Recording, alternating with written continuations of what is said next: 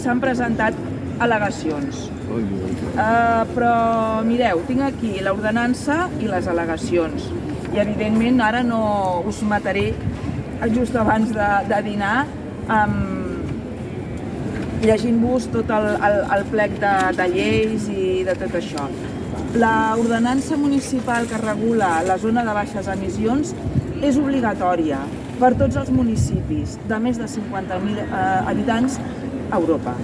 Vull dir que no és una qüestió de bona voluntat, que els ajuntaments volen protegir-nos davant de tota aquesta amenaça que tenim, que les persones que estem anant a les xerrades que es fan mensualment al casal Pere IV, doncs ja estem amb els cabells, amb els pèls una mica de punta.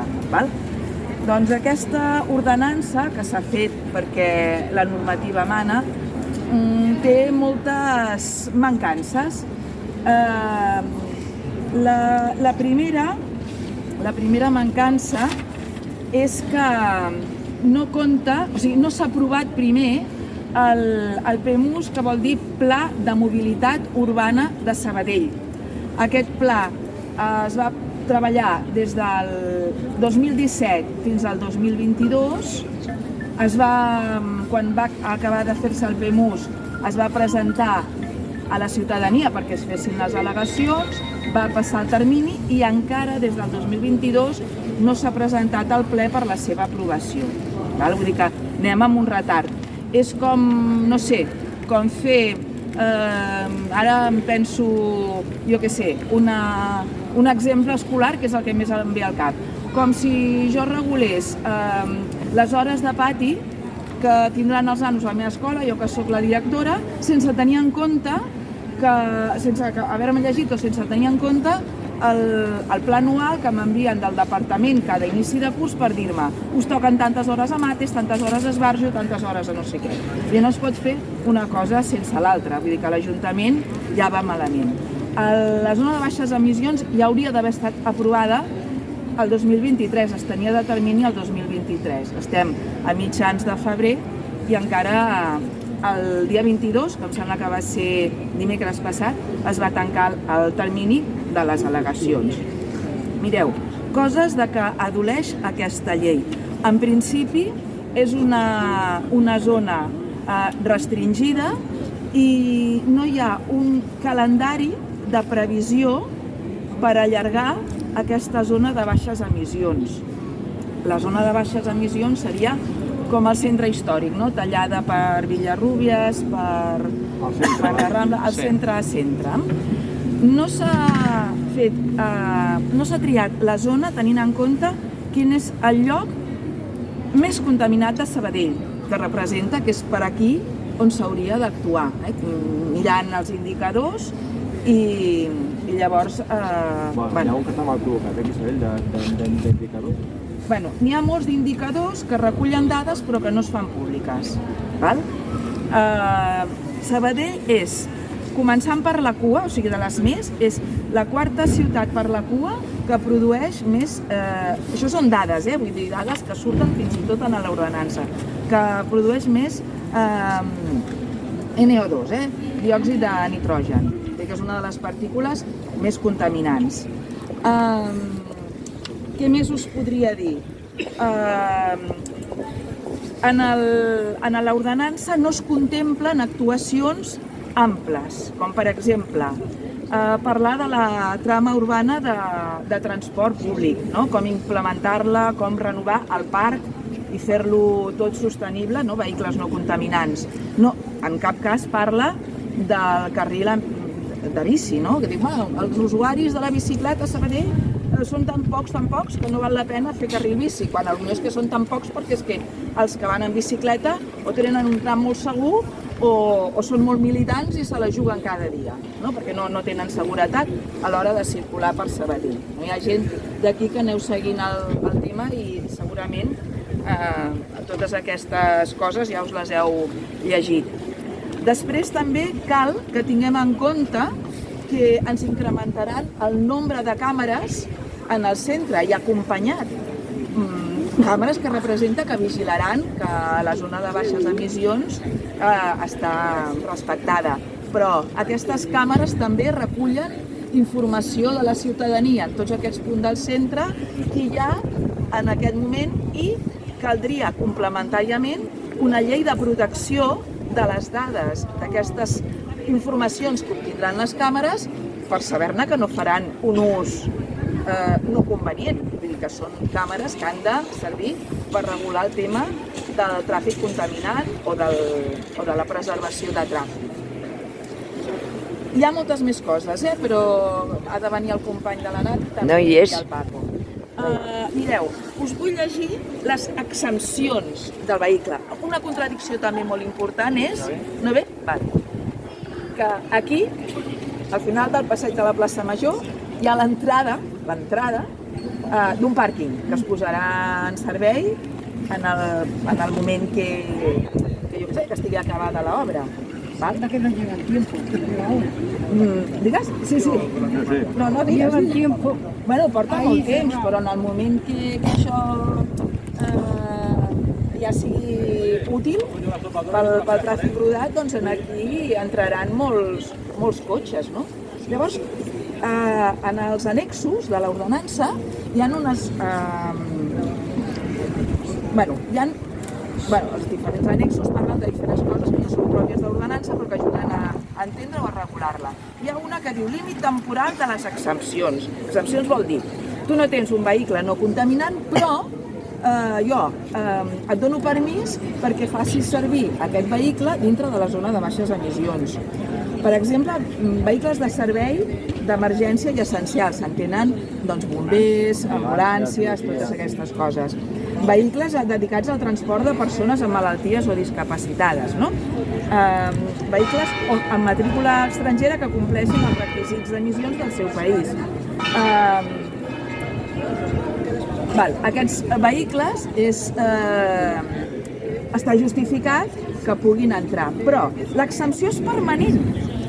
En cap cas, aquests vehicles que són, a més, la majoria vehicles que pertanyen a concessions de l'Ajuntament demana que sigui un requisit per poder optar a concursar per una licitació de l'Ajuntament que el vehicle no contamini. M'explico.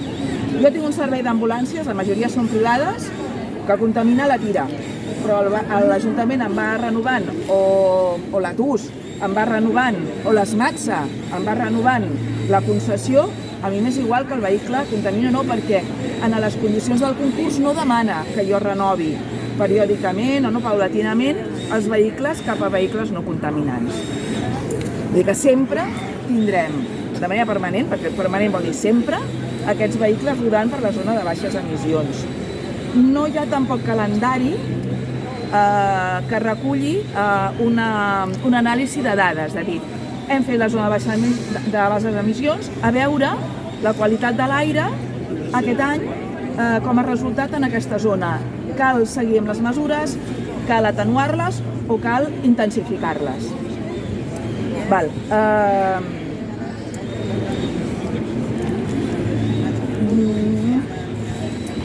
Hi ha una exempció tan llarga que no us vull avorrir, no?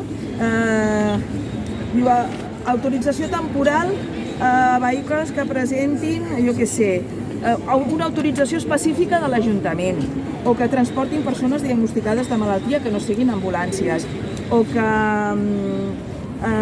els hi faltin 5 anys per la jubilació, o que acreditin que en breu compraran un vehicle nou. Totes aquestes persones podran anar entrant mentrestant a la zona de baixes emissions, no? O sigui que no cal entrar en detall, és molt llarga, el tema, només us explico això i l'ordenança tampoc la vull llegir, les al·legacions que són molt interessants, doncs potser les hauríem de conèixer, però tampoc us... Amb això vull dir que la zona de baixes emissions és molt important, però és un primer pas per tenir una ciutat respirable i que no presenti els límits tan alarmants, tant de contaminació com de morts atribuïbles, que estaven al voltant de 300 persones a l'any, ens van donar l'altre dia unes dades, que siguin per això, que és molt, per una ciutat com Sabadell, que és molt, no? Que siguin atribuïbles a malalties ocasionades per contaminació. Si es fa a la zona de baixes emissions s'ha de fer molt bé. I nosaltres n'hem de ser conscients que la zona de baixes emissions ha de funcionar, ha de rotllar, que nosaltres som, com a ciutadans i ciutadanes que volem una ciutat exemplar, doncs hem de ser vigies i hem d'estar alerta i hem d'anar seguint els temes que ens afecten i que els nostres màxims representants, doncs els que necessiten la nostra ajuda a prestar-los, que necessiten que diguem fins aquí, posar-los la ratlla vermella. I esteu convidats, jo no perquè no les monto, però en queda una de xerrada pel mes següent asfalt, Casal Pere IV, no us puc dir la data, però les passarem segur, perquè són molt interessants, no? Perquè quan parlen en concret d'intervencions per la nostra ciutat, doncs bé, és que ja podem ser independentistes, ja podem ser el que vulguem, que si ens fregeix l'NO2 no serem res, que és un tema que passa per davant de tot.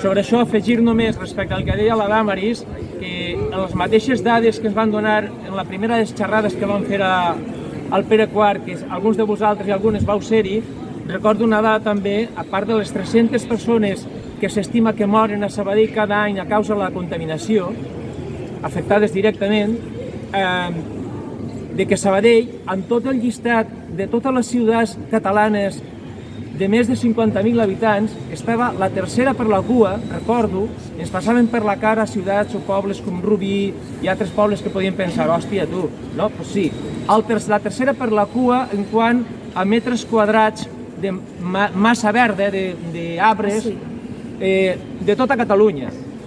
Estàvem per sota nostra només que estava Hospitalet, que té una densitat brutal, comptant Bellvitge, i Barcelona, però molt igualats. O sigui que per mi penso que hauria de ser una gran vergonya que aquest consistori sàpiga i sigui conscient d'aquestes dades i això estigui així, a més del que estàvem parlant d'aquest campixa de la zona aquesta de baixes emissions que han dissenyat. Això per una banda. Per l'altra banda em va fer gràcia, i ara és una anècdota, que, ho comento, perquè en el 324 va sortir, parlaven de la conciliació familiar laboral, i curiosament la Damaris va veure i dic, hòstia, mira, la nostra alcaldessa i l'alcalde de Girona. Suposem que va ser agafar un alcalde masculí i femenina i van dir ciutats més o menys de Catalunya, no? Però clar, feia gràcia quan dius, home, no sé si parlaven de polítics i a la setmana següent parlaran de caixeres de supermercat o de caixers o netejadors de vidres, però clar, nosaltres que hem estat en ensenyament treballant tants anys en educació i que saps quant costa tantes famílies de diferents característiques i composició familiar, el que és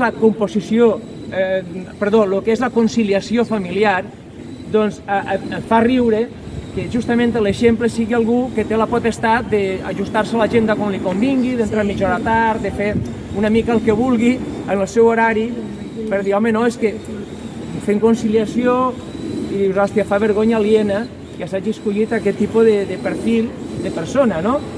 I clar, et fixes perquè és l'alcaldessa del teu poble, no? Però dius, home, aviam, hi ha molta gent que té molts problemes per conciliar i potser la qüestió s'hauria d'haver enfocat d'altra manera des del programa. Bé, no ho sé bé, això anecdòtic. I llavors m'agradaria fer-ne un comentari que ha sortit també en el sentit de que en la seva camí d'extorsió permanent del PSC, i dic PSC perquè ja sabeu que no m'agrada dir socialista català perquè em sembla que és com un insult als socialistes a Catalunya, doncs en aquest procés d'extorsió cap al govern en minoria d'esquerra, doncs sembla ser que ara al final acceptaran fer el hard rock, el que era l'Eurovegas abans, que aquell senyor que era un mig senyor que no sabien què era ben bé, que volia portar l'Eurovegas aquí i al final va quedar en el hard rock, però que no deixa per això de ser un tema molt preocupant i molt, penso, a tenir en compte. Perquè, clar, hi ha gent que diu, home, és que això són llocs de treball. Sí, però quins llocs de treball ens portarà el Hard Rock al Camp de Tarragona? Que quan dius camp és, sembla, bueno, tu Jaume, que és de Tarragona, el Camp de Tarragona, que està abandonat i deixat de la mà de Déu en molts aspectes, i fotre allà un megacasino, hotels, quin tipus de treball aportarà això?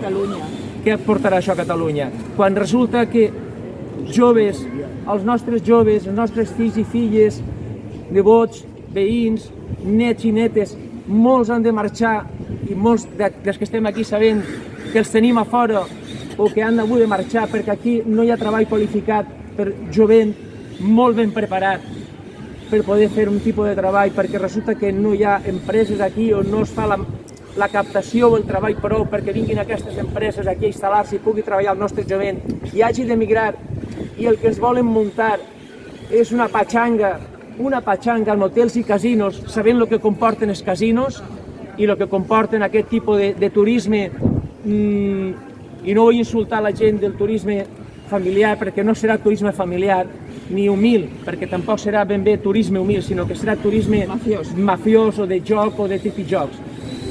I treball de què? De netejadores, netejadors, cambrers, treball precari, serveis, sous baixíssims, explotació laboral, màfia, droga, prostitució. Quina solució és? La solució... Que t'enfrentes al gran capital, t'enfrentes amb una potència... Bueno, aquí el problema és que Esquerra necessita aprovar el pressupost, o diu que necessita, i es tenen agafades pels collons, amb perdó, perquè Junts va dir, d'acord, fem govern, però després va dir, no, mira, me'n surto del govern, i es deixa penjat, no? I llavors els altres volen aprovar el pressupost. Els comuns ja els hi donen suport. La CUP, els pocs que n'hi ha també els hi donen suport, però clar, el PSC sap que té la palla pel mànec. I diu, si tu vols els pressupostos, hi ha 3 coses que has de fer. I després no sé quina altra, en privat a lo millor. El quart cinturó, el Hard Rock i l'aeroport. Per això dic que no m'agrada dir socialista ni català, perquè un partit que es digui socialista, que les seves 3 prioritats a Catalunya siguin fotre una llengua d'asfalt i ciment de 25 metres d'ample travessant tot el Vallès i tot el que agafi per davant. Un Hard Rock, que serà el que serà, i una ampliació de l'aeroport carregant-se tota la zona aquella per portar aquí avions, que ja sabem que el que s'està pretenent precisament és reduir el tràfic d'avions i potenciar el tràfic de trens i alternatives que siguin menys contaminants. Si això és el que propugna el PSC, que és el partit de la nostra alcaldessa, com a prioritari en aquest país, doncs a mi el PSC, francament, no em diu res, em diu el contrari.